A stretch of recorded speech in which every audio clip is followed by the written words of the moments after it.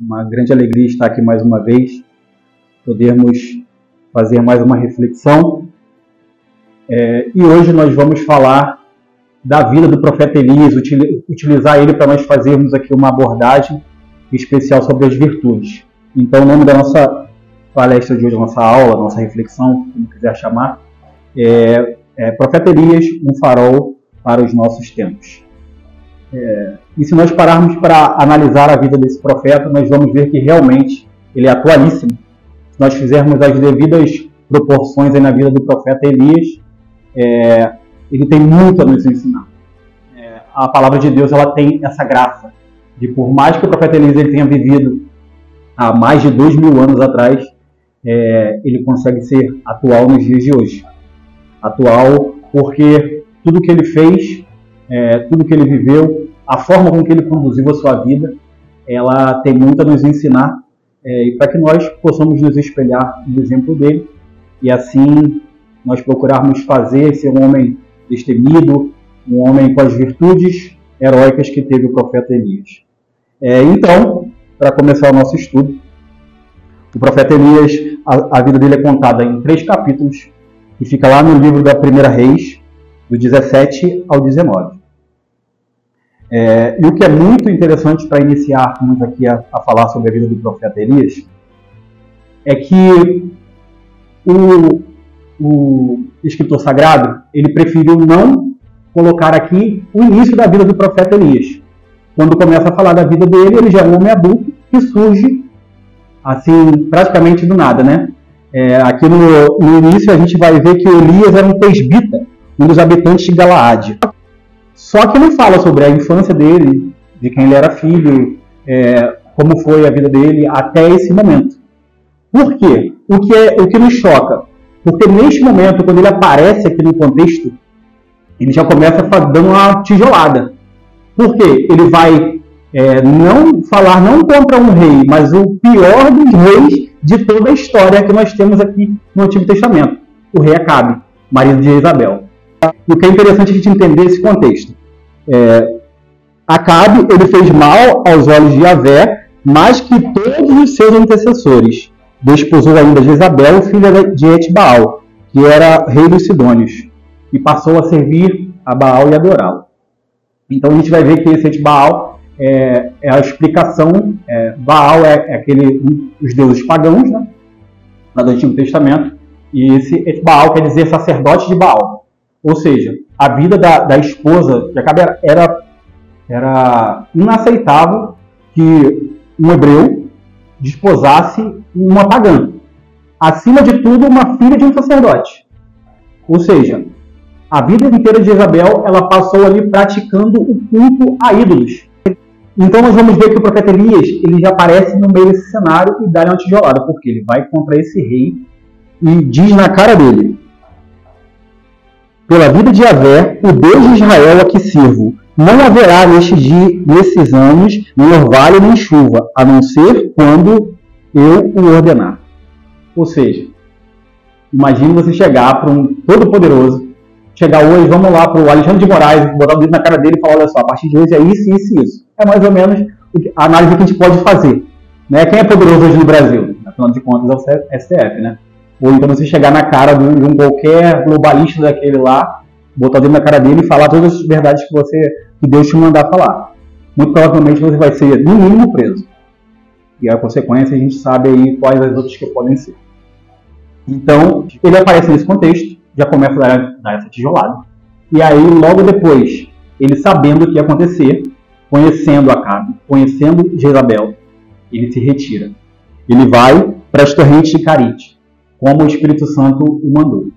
E o que é interessante é a gente começar a perceber, a gente vai explorar bem isso durante a nossa reflexão, o caminho com que ele faz. O profeta Elias, ele é dócil totalmente ao Espírito Santo. E você vai vendo, porque ele não tem medo de proclamar a verdade dada por Deus, mas ele também age aí com muita prudência para poder saber a hora que é para ele se retirar. E ali então ele vai. Claro que para fazer isso, nós bem sabemos que Elias era um homem de profunda oração. Então ele, ao ouvir a ordem do Espírito Santo de Deus, ele se retira e vai para as torrentes de Carídeo. Ou seja, o cenário ali é bem, se a gente for olhar com olhos humanos, a gente já começa a pensar e olhar o tamanho da fé deste homem. Porque uma pessoa que faz isso não tem como contar com as forças próprias. Né? Ele tem que estar totalmente imerso e sabendo muito bem que ele está fazendo a vontade de Deus. E só Deus mesmo para poder fazer com que um homem desse tenha esse tipo de postura diante de uma situação tão complexa. E dali ele vai para essa cidade, ele se retira. E Deus então provém todas as necessidades de Elias. Por quê? Deus manda, a partir do momento que ele se retira, Deus faz com que um corvo leve para ele pão e carne todos os dias. Até que um dia ele se levantou e foi para Sarepta. Chegando à porta da cidade, eis que estava lá uma viúva apanhando lenha. Chamou-a e disse: por favor, traze-me um vaso um pouco de água para beber. A mulher, ela se virou e quando ela estava indo buscar, ele me disse: traz-me um pedaço de pão na tua mão. Respondeu ela: pela vida de Yahvé, teu Deus, não tenho pão cozido, tenho apenas um punhado de farinha numa vasilha e um pouco de azeite. Ou seja, essa mulher, em virtude do que já estava acontecendo ali em volta, pelo castigo que Deus tinha mandado. Essa mulher, ela era uma pagã e ela já estava ali vendo a morte, porque com certeza que não diz, mas ao redor dela já tinha morte para todos os lados, então não tinha mais o que comer. Só que o Espírito Santo de Deus, movido no profeta Elias, foi capaz de aquela mulher pagã entender o que ele estava vivendo. E o que mais nos intriga nessa história é isso. Ela ouviu o que ele disse e lá na frente ele disse para ela: não temas, vai e faze-me como disseste, mas primeiro prepara-me com o que tens um pãozinho e traz-me. Depois o prepararás para ti e para o teu filho. Pois assim fala Yahvé, Deus de Israel: a vasilha de farinha não esvaziará e a jarra de azeite não acabará, até o dia que Yahvé enviar a chuva sobre a terra, sobre a face da terra. E essa mulher, ela creu nessas palavras. Se a gente parar para pensar, fazer uma reflexão sobre isso, eu fico tentando imaginar como foi professada essas palavras pelo profeta Elias, para que uma mulher pagã, uma mulher que não acreditava no Deus Criador, mas sim nos deuses criados pelos homens, ela pudesse acreditar dessa maneira e entregar um pouquinho, o restinho que ela tinha, um pouquinho de farinha que ela tinha lá na vasilha, o fiozinho de azeite que restava na sua jarra, e ela fez isso. E a palavra de Deus se cumpriu. A partir do momento que ela fez, a farinha e o óleo, milagrosamente, não acabou. E ele vai contando a história, e eles viveram por muito tempo usando dessa farinha e desse azeite. E nós vamos perpassando aqui pela história. Eu não vou entrar em muitos detalhes, porque nós vamos nos ater nas características principais aqui com que fez o profeta Elias passar por tudo isso. E nós vamos ver que ele novamente vai ter com o rei, e o rei diz as seguintes palavras para ele: estás aí, flagelo de Israel. Ele lhes respondeu: não sou o flagelo de Israel, mas és tu e tua família, porque abandonaste os mandamentos de Yahvé e seguiste os Baais. Mais uma vez ele dá uma prova de coragem. Depois de já ter profetizado a desgraça ali sobre o povo de Israel, ele novamente bota o dedo na cara do rei e novamente coloca ele no lugar dele.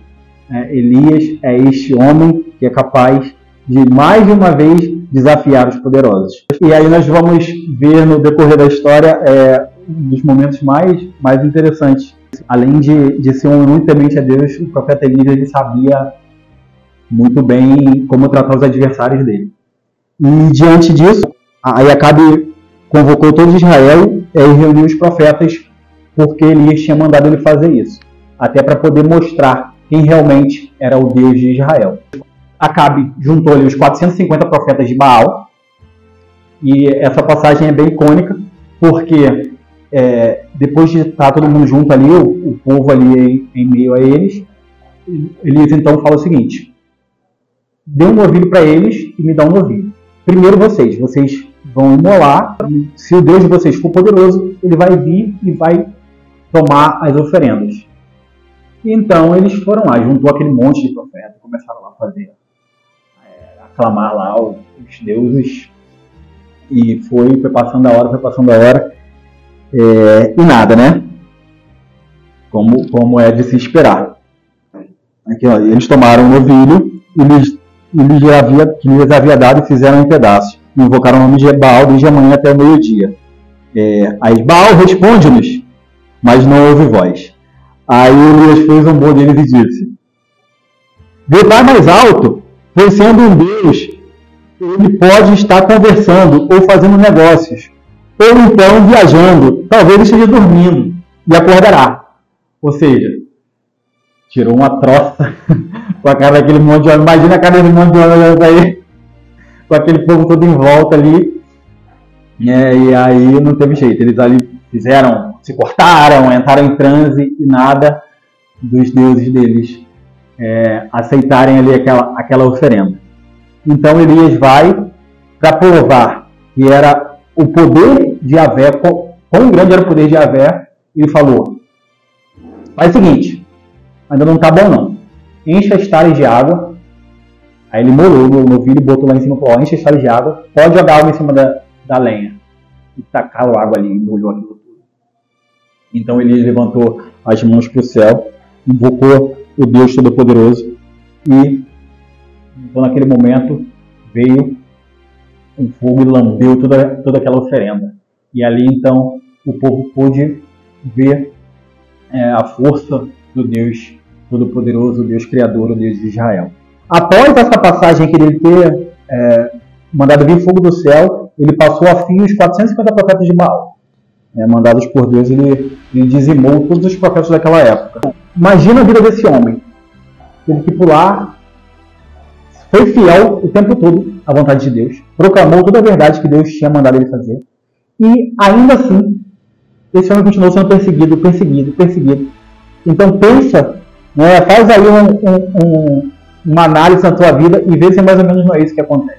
Muitas vezes a gente está aqui lutando para fazer a vontade de Deus com todas as nossas fraquezas, todas as nossas limitações, e ainda assim a gente toma enxurrada de provação, como a gente falava aqui no início, né? As provações não são poucas, só que nós temos que ter a consciência de que nós não estamos lutando sozinhos, né? Conosco existe a luz sobrenatural da graça, que supõe a natureza, porém ela transcende a nossa força humana. Ela é capaz de fazer com que homens frágeis como Elias fosse capaz de fazer o que fez. E aí então vem a passagem, né? Ele vem narrando aqui como que Elias viu Deus. Primeiramente, Deus mandou para ele: sai e fica na montanha diante de Yahvé. Eis que Yahvé passou. Um grande e impetuoso furacão prendeu as rochas, depois veio a tempestade, depois veio o fogo, e Deus não estava nisso. E diz aqui que Deus passou no ruído de uma leve brisa. Ou seja, procurou-se Deus nas grandes coisas, nos grandes acontecimentos da natureza, e Deus estava numa coisa que para muitas pessoas são insignificantes: o ruído do vento. E o que dá para traçar aqui de paralelo para a nossa vida atual? Infelizmente, nós vivemos tempos muito conturbados. A nossa cabeça praticamente não consegue se concentrar para rezar, para estudar, para ouvir e falar com Deus. E eis aqui aonde Deus fala. Deus não fala na tempestade. Deus não fala no furacão. Deus não fala no fogo. Às vezes nós não ouvimos Deus falar porque nós estamos o tempo todo falando. E aí o nosso ouvido não se inclina. E essa passagem de Elias vem ser contundente nisso. Eu preciso silenciar o meu coração diante da tempestade, diante do furacão, diante do medo da morte, diante da perseguição. Eu preciso ver Deus. Para isso, eu preciso silenciar o meu coração. Não é uma tarefa fácil. Não sou mestre de fazer isso, mas eu tenho procurado ultimamente fazer essa louca experiência, e vejo a dificuldade que é. Porque é difícil.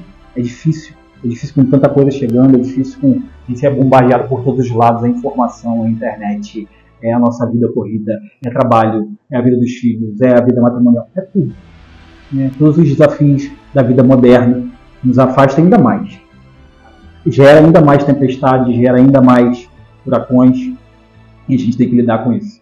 Né? Para lidar com isso, nós precisamos minimamente ficar reclusos lá alguns minutos na gruta, que seja do nosso carro, que seja do nosso quarto, de um cantinho no quintal, 1 hora do dia, nós precisamos fazer esse silêncio. E é só assim que nós vamos ouvir Deus. E então acontece isso, Deus passa na leve brisa, e eis que então Elias fala uma coisa belíssima. Ele consuma de ardente zelo por Yahvé dos exércitos, porque os israelitas abandonaram tua aliança, derrubaram teus altares e mataram teus profetas à espada. Fiquei somente eu e procuram tirar minha vida. Olha que beleza começa. Eu me consumo. Ele não está falando aqui que ele se inclina de amor. Não está aqui dizendo que ele se une a Deus. Ele está dizendo que ele se consome de zelo. Eu me consumo de ardente zelo por Yahvé dos exércitos. Ou seja, se a gente para perceber, o verbo consumir é queimar até o final. Uma vela ela só apaga, se você deixar ela pelo que ela foi feita, ela só se apaga quando ela consome até a última gota, né, da parafina ali. Então, eis que o profeta Elias nos convida também a fazer essa loucura de amor, que é consumir-se por Deus, consumir-se pelo que nós somos chamados a fazer, que é morrer de amor por Ele, é morrer de amor pela Santa Igreja deixada por Ele, é morrer de amor por tudo que Ele deixou para nós, e de zelo também pela nossa família que Ele nos deu, para que nós sejamos capazes de, primeiramente, prover tudo que nossa família precisa, seja no âmbito material, no âmbito espiritual, no âmbito intelectual, porque só dessa maneira nós estaremos nos conformando para aquilo que nós fomos feitos. E aqui depois vai passar lá, e Deus fala para ele que poupará ainda 7.000 homens de Israel para poder continuar a descendência, que Deus não é um Deus que descumpre suas promessas. Como ele disse lá a Abraão, que faria da descendência de Abraão ia passar por toda a história. Disse ao profeta Elias que ainda não só ele, mas 7.000 homens ainda viveria, todos aqueles que não se ajoelharam diante de Baal. Depois nós vamos ver aqui o chamado de Eliseu, que vai continuar então essa missão de Elias. E como eu disse, o tema da nossa reflexão de hoje é o profeta Elias, um farol para os nossos tempos. E como são as coisas de Deus. Quando me pediram um tema para a live, para a aula, eu já sabia que eu ia falar disso, porque eu abordaria o profeta Elias na semana passada, que seria a última semana de setembro, pelo mês da Bíblia, né? Que é o mês da Bíblia. Então, eu falaria basicamente da vida do profeta Elias, traria isso que eu estou dizendo aqui, né? Trazer para a nossa vida, tentar meditar na vida dele algo atual. Porém, Deus, a nossa vontade tem que se curvar à vontade de Deus, e durante esse caminho eu tenho feito também um estudo de algumas coisas, e especialmente voltados ao estudo da virtude, para entender melhor, porque às vezes a gente fala um monte de coisa, escuta um monte de coisa, a gente não sabe o que realmente são aquelas coisas. E eu vi essa deficiência. Depois que eu comecei a conhecer a antropologia tomista, eu fui começando a entender alguns movimentos, ainda as apalpadelas ali da vida humana, da vida intelectual, da vida espiritual, e fui tentando entender. E tá aí uma coisa que eu não dominava, não tinha o mínimo de conhecimento, né? Estou muito longe de dominar isso aqui, mas não tinha o mínimo de conhecimento, que é exatamente sobre as virtudes. A gente ouve falar das virtudes teologais, que está lá no Novo Testamento, a gente ouve falar de virtudes cardeais e tudo mais. E aí eu me perguntei, mas o que é essas virtudes, né? E aí o tema da aula que eu dei foi exatamente um farol. E o que é um farol? O farol, o objeto que leva o seu nome de farol, que é o nome genuíno, é aquela construção feita em alguma ilha ou em alguma costa para poder sinalizar que ali tem um obstáculo ou mostrar a localização. E se falando de virtudes, nós precisamos, para entender as virtudes, nós precisamos entender que existem dois grupos. O primeiro grau é as virtudes cardeais, que são as primeiras a serem entendidas, e as virtudes teologais. Nessa hierarquia. Por quê? Só se consegue viver as virtudes teologais se nós vivermos as virtudes cardeais. Porque a primeira das virtudes cardeais é a prudência. E a prudência é a virtude que capitaneia todas as demais virtudes. E nós, então, podemos conhecer um pouco melhor sobre isso. Aqui está bem resumido no Catecismo da Igreja Católica, mas como eu trouxe aqui, poderia trazer, tem um livro do Joseph Pieper, chamado Virtudes Fundamentais, e também do Alfredo Sainz. Mas como esses livros não são comuns das pessoas verem em casa, e a maioria das pessoas tem um catecismo, eu vou trazer o que está aqui no catecismo, que também já explica bastante. É bem resumido aqui, mas serve já para a gente entender um pouco do que é isso e depois nos dedicarmos sobre esse assunto que é fundamental. Não é possível ser um cristão autêntico sem conhecer o movimento de como você é composto, né, de corpo e alma, saber que você é uma pessoa, você é uma personalidade composta. Você não é só esse corpo, você também não é só a sua alma. Você precisa saber disso, você precisa entender todo este movimento, entender o que são, o que é a virtude, o que é a inteligência, o que é a vontade, o que são os sentidos e toda a vida sensitiva que tem. Então nós precisamos entender esse caminho, como a gente já conversou algumas vezes, para daí entender também como as virtudes trabalham em nós. Porque se nós não entendermos isso, a gente vai viver a vida inteira como se eu comprasse uma máquina que eu nunca utilizei na vida, mas se eu não parar, ou alguém me explicar, e aí depois eu parar para refletir, ou ler tudo aquilo ali, né? Se eu não ler um manual de uma ferramenta, eu não vou saber realmente como aquilo funciona e tudo que ela pode me entregar. E às vezes a gente passa, eu digo isso porque eu estou aqui com 37 anos e posso lhe dizer que de 2 anos para cá que eu estou me dedicando a estudar verdadeiramente para entender quem sou eu, para começar realmente a virar gente. E que eu consigo perceber isso, que eu vivi 35 anos numa loucura absurda, sem conhecer nada, sem conhecer de que eu sou formado, sem conhecer realmente a minha fé, aquela fé que eu conheci desde a minha infância, desde que eu me lembro por gente. Então, agora fazendo esse caminho, eu falo, meu Deus, mas como eu posso ter o domínio da minha vida se eu não me conheço?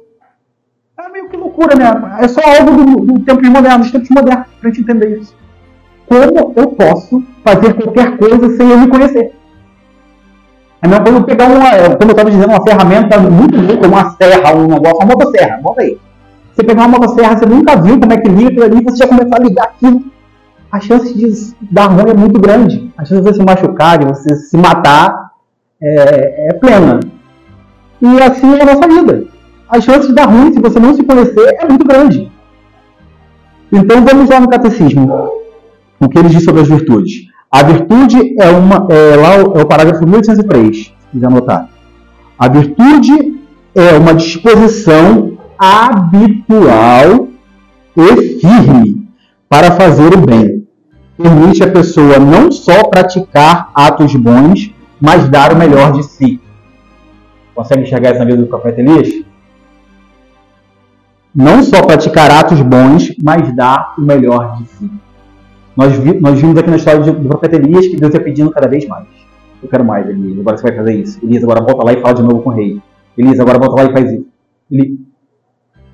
Então, nós podemos ver aqui, na vida do profeta Elias, as virtudes cardeais e as virtudes teologais vividas de uma maneira intensa e clara. A gente consegue analisar nesses 3 capítulos e a gente consegue ver de forma latente as virtudes na vida do profeta Elias. O objetivo da vida virtuosa é tornar-se semelhante a Deus. Eis aí o objetivo da nossa vida. Nós que somos cristãos, se nós não entendermos que o objetivo da nossa vida é tornar-se semelhante a Deus, e sobretudo, para nós entendermos melhor, é nos tornarmos um segundo Cristo. É viver conforme Cristo viveu. Por mais que nós saibamos que é uma meta inalcançável. Mas nós temos que lutar, como nós temos todos os exemplos aí desses mais de 2000 anos, dos milhões de santos, né? Milhões, porque não são milhares. Muitos homens já mostraram que é possível ser semelhante a Deus, conformar-se totalmente à vontade dele e fazer a vontade dele aqui, ainda nesta vida.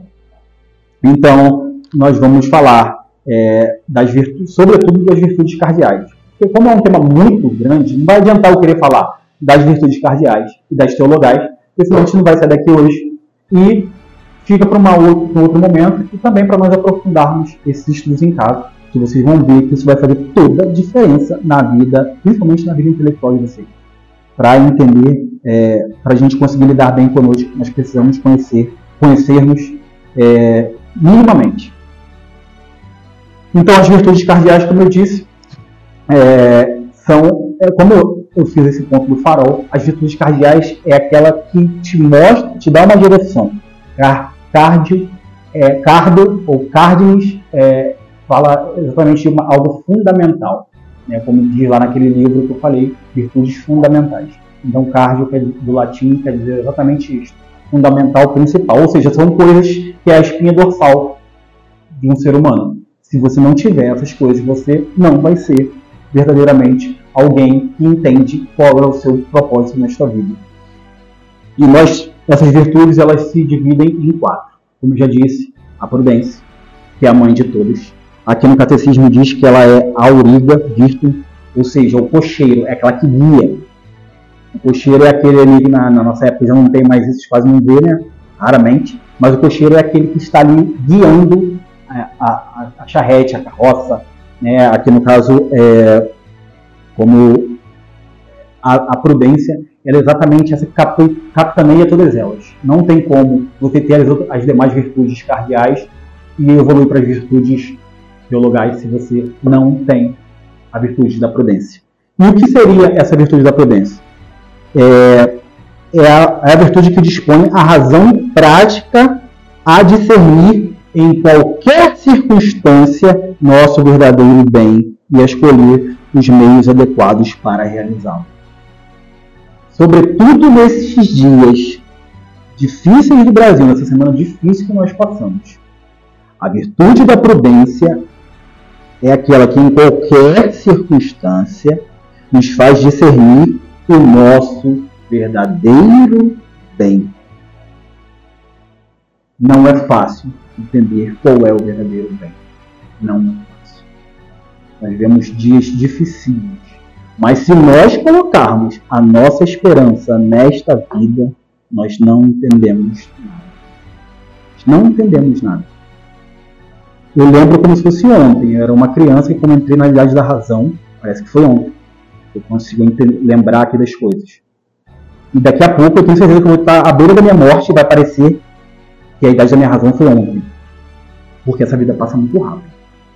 Se a gente não se deter ao verdadeiro bem, claro, nós temos que fazer tudo o que é possível para, de acordo com o nosso chamado, com o nosso estado de pai, de esposo, de cristão, nós temos que fazer tudo o que estiver disponível, sobretudo para que Deus seja mais amado e mais conhecido. Só que nós não podemos perder de vista o nosso verdadeiro bem. E só consegue entender o verdadeiro bem aquele que é prudente. A segunda virtude cardeal que nós vamos falar é a virtude da justiça. E justiça é uma palavra que perdeu totalmente o seu valor semântico na modernidade. Aqui diz no Catecismo, no parágrafo 1807, a justiça é a virtude moral que consiste na vontade constante e firme de dar a Deus e ao próximo o que lhe é devido. O homem justo, muitas vezes mencionado nas Escrituras, distingue-se pela correção habitual de seus pensamentos e pela retidão de sua conduta para com o próximo. Consegue ver o profeta Elias aqui? Consegue ver? Ou seja, mais uma vez, na segunda virtude, a gente vê mais uma vez todas as características do profeta Elias. Então nós temos que entender isso. A virtude da justiça é aquela que te chama à retidão de conduta nesta terra, para com o próximo e, sobretudo, para com Deus. É viver uma vida digna, pautada nas verdades do Santo Evangelho, pautada naquilo que Deus nos chamou para ser. A terceira virtude é a virtude da fortaleza. É a virtude moral que dá segurança nas dificuldades, firmeza e constância na procura do bem. O que acontece? O que a gente vai ver aqui nessa virtude que é fundamental também? Elas são fundamentalíssimas, né? Mas a fortaleza é aquela que dá a firmeza e a constância na procura do bem. Porque o que é muito comum no brasileiro médio? É aquele cara que... É engraçado você ver no ano novo. No ano novo a pessoa traça um monte de meta. Chega na primeira quinzena, quanto você cumpriu? Nenhum. Chega no final de janeiro, você esqueceu tudo. Né? O brasileiro também é aquele que começa a pensar na dieta toda sexta-feira. Aí sábado acorda. Segunda foi o dia. Quando chega na segunda. Isso é o brasileiro, né? Então, a gente vê que a virtude da fortaleza é uma virtude muito fácil de ser encontrada nos nossos tempos, né? Qualquer um de nós, é só analisar a nossa vida, a gente vai ver que a virtude da fortaleza é um negócio que está difícil de praticar. Porque essa coisa de a gente não conseguir ser firme e constante é muito comum. Né? Nos nossos propósitos de oração, na nossa vida de estudo, na nossa busca, praticamente em todas as áreas da nossa vida, que nos faz ser inconstantes e fracos o tempo todo. A gente cai todo momento diante da primeira dificuldade.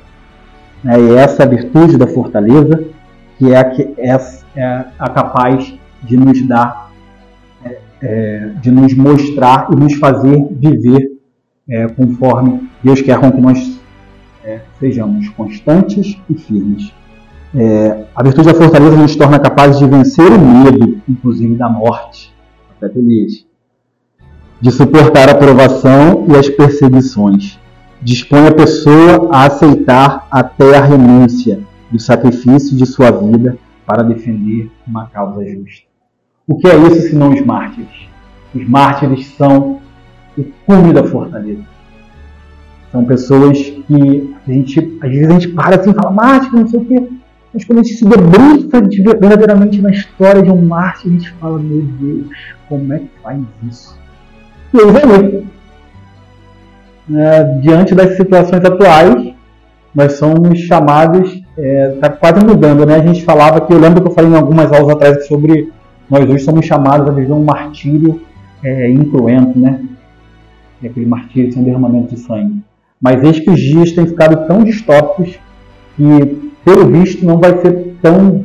A gente vê, não é só na situação do Brasil, ao redor do mundo, a Europa já está mergulhando numa crise que só Deus sabe onde vai parar. A gente vê a América totalmente tomada pelo comunismo, pelas ideias loucas que o homem criou, as ideologias malucas. Né? E a gente vai vendo tudo indo ladeira abaixo. A sociedade ocidental está ruindo. Né? E possivelmente, durante a nossa vida ainda, tomara que não, tomara que eu esteja muito errado, mas nós vamos ver muito ser reprovado através do martírio cruento. Aquele martírio através do derramamento de sangue. Mas só será capaz de chegar a este ponto aquele que tiver todas as virtudes, mas sobretudo, neste momento, diante da morte, a virtude da fortaleza. Porque não vamos nós achando que é fácil, como quando a gente olha lá na história do início da igreja, aquelas pessoas que eram lápice, né, que elas compravam lá os certificados de ter cultuado aos deuses romanos, ou aqueles que por algum burlaram, né, alguma coisa daquele período, e aí eles fizeram isso para não derramar o seu próprio sangue, para não dar a sua vida pela verdade do Evangelho. E a gente olha isso com um certo desdém, com uma certa distância, mas se nós pararmos para ver, eu tenho certeza disso, se eu analisar a minha vida, se eu analisar hoje a minha fragilidade, eu tenho quase a certeza de que eu também seria um desses. Nós não podemos negar a realidade, nós não podemos nos enganar, porque é exatamente isso que o mundo, a carne e o demônio quer de cada um de nós. Os nossos inimigos querem exatamente isso. Nós nos enganamos, que nós pensamos que somos pessoas fortes, que somos pessoas virtuosas, que somos cristãos, que estão vivendo o suprassumo da doutrina da igreja, das verdades do evangelho, só que não nos enganemos. Nós somos miseráveis. Eu lembro isso aqui, meu irmão, falo, preciso começar aonde? Eu começo a pensar em praticar as primeiras virtudes. Porque uma coisa é nós termos atos virtuosos. Isso aí não é incomum você encontrar. É um dia até mais difícil. Mas atos virtuosos nós temos. Né? Se a gente encontra um objeto que não é nosso, a gente procura entregar, a gente procura devolver um troco, que são atos. Mas a virtude, como eu disse lá no início, é aquela coisa habitual. A partir do momento que você se torna uma pessoa virtuosa, não são atos isolados. Você conforma a sua vida inteira a viver desta maneira, que é a verdade do Evangelho. E a última das virtudes cardeais é a virtude da temperança. É a virtude moral que modera a atração pelos prazeres e procura o equilíbrio no uso dos bens criados. Assegura o domínio da vontade sobre os instintos e mantém os desejos dentro dos limites da honestidade. Procura o equilíbrio dos bens criados. Mais uma vez, né, sendo enfadonho exatamente nesse ponto, a gente vai ver aqui na vida do profeta Elias que ele foi um homem totalmente temperado, porque ele não colocou as esperanças dele nesta terra. Ele se enfiou num deserto, não tem água, não tem comida. Vai morrer. Deus proveu. Depois, ele ordenou com que a viúva fizesse aquilo, tirasse o restinho de comida que tinha para ele e o filho, e Deus agiu. E nós vamos passando sobre tudo isso, a temperança e tudo mais. A gente pode até pensar que talvez naquele momento aqui que ele rombou, o pessoal não está muito temperante, não. Mas aí mostra a humanidade, né? Porque a gente vai vendo, se bem que às vezes você precisa desmoralizar o seu inimigo para que ele entenda quem ele é, a insignificância que ele tem. Né? Então até nisso ele nos ensina bem. Mas aí que tá. Para nós, essencialmente também nesses dias loucos, nós precisamos ter esse equilíbrio dos bens criados. Porque hoje em dia, na nossa modernidade, nós podemos ver umas coisas tão loucas que eu acho que é impensável você ver, imaginar algumas coisas como aquelas coisas dos quilos mortais. Os quilos mortais, aquele programa que tem, minha esposa já viu, nossa, eu acho que é muito doido, eu nunca assisti, mas minha esposa já assistiu. E o negócio dos quilos mortais são as pessoas que comem praticamente ao ponto de explodir. Ou seja, tu não consegue mais fazer nada. Nem fazer o mínimo da higiene pessoal, algumas não conseguem nem andar. Porque não consegue ter o equilíbrio dos bens criados. E para a gente entender bem o que é a temperança, assim, fazer uma analogia interessante, o que é o tempero, né? Que vem exatamente essa palavra. O bom tempero é aquele que é dosado.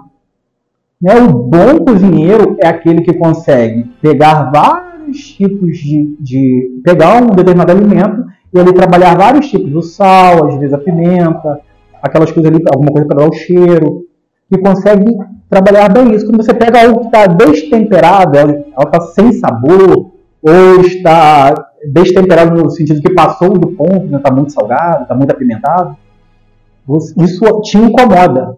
Então, a temperança é exatamente essa virtude que faz com que a nossa vida seja temperada.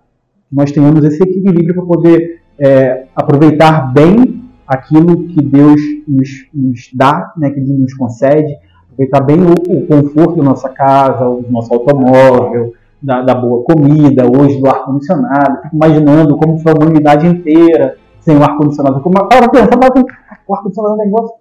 Mas imagina, o ar-condicionado é um negócio que se popularizou de uns 30 anos para cá, que começar a se popular. E aí você pensa, né?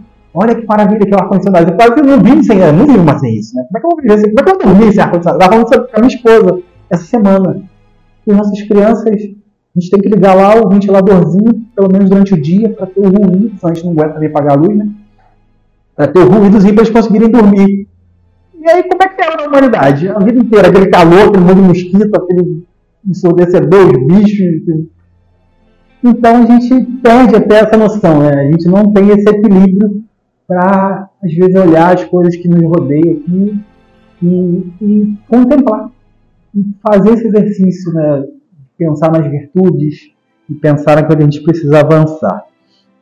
Então, basicamente, as virtudes cardeais são essas, relembrando: prudência, justiça, fortaleza, temperança.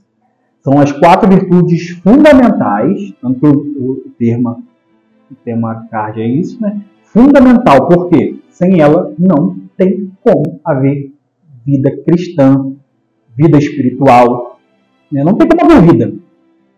A vida humana em si, a vida do ser humano, que tem um corpo, uma alma, que é diferente dos animais, você não vai ver um animal virtuoso. Pode ver um animal bem treinado, né? Adestrado. Você vai ver um animal virtuoso. A virtude é própria do ser humano, que é o ser inteligente. Uma das coisas que a gente vê hoje em dia, aberração, as pessoas falam de inteligência artificial. Não tem como algo artificial ter inteligência.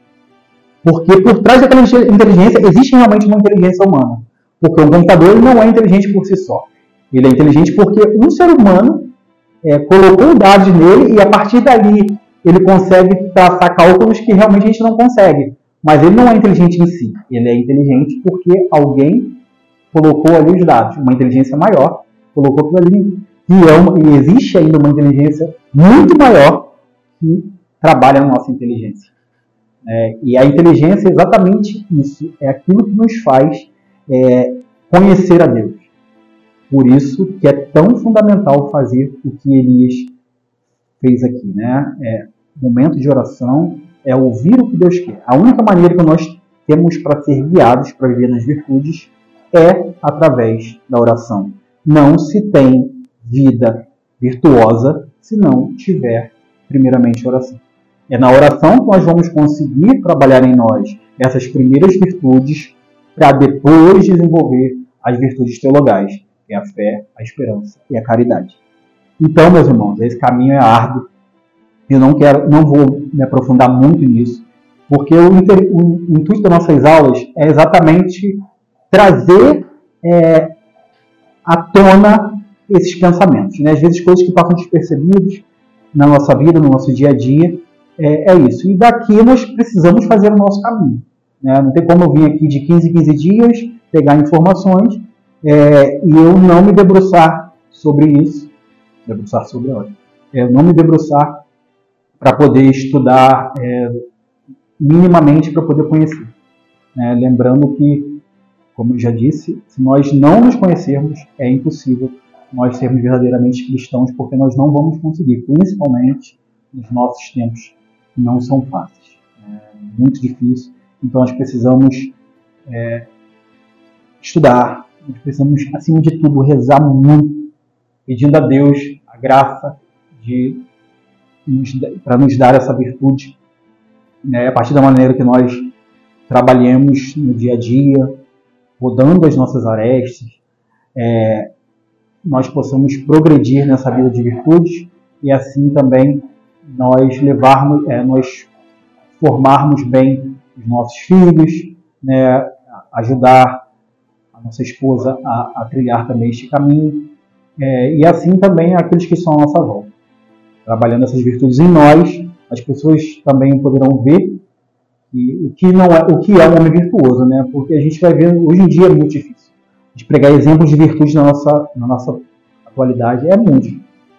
Eu tive a graça de 15 dias atrás conhecer Dom Atanásio, que é um homem que mostra bem essas virtudes aqui. A gente vê que teve que vir um bispo lá do outro lado do mundo para nos mostrar, com a sua vida, com o seu testemunho de vida, batendo de frente com o sistema inteiro,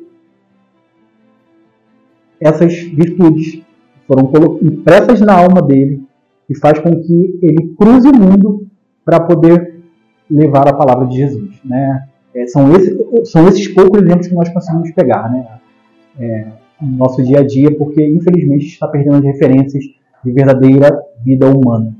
Nós estamos aí diante de um cenário que, quando a gente olha, as pessoas estão vivendo segundo a carne, segundo os sentidos, né? E nós precisamos nos ordenar nossa inteligência, nossa vida, para que a gente consiga entender isso e daí dar passos maiores.